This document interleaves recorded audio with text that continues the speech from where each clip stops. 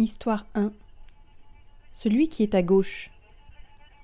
Inspiré de l'œuvre de Jean Dubuffet, cite avec 3 personnages. Celui qui est à gauche, c'est celui qui nous regarde. Le crépitement des applaudissements, d'abord parti dans une envolée grandiose et passionnée, s'étale maintenant en fond sonore. Régime de croisière. Au niveau du carrefour, un ensemble de formes anonymes se fondent et se déplacent. Un double courant dense qui s'écoule.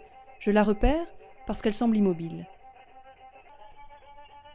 On ne peut pas vraiment les différencier autrement que par leur positionnement. Celui qui est à gauche est de face, celui du centre de profil gauche, celui de droite de profil droit.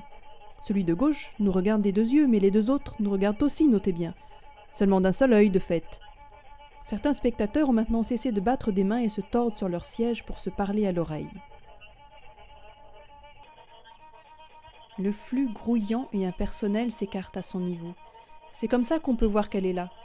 Certains des éléments de cette masse mouvante s'individualisent lorsqu'ils se rapprochent et deviennent alors hommes, femmes ou enfants.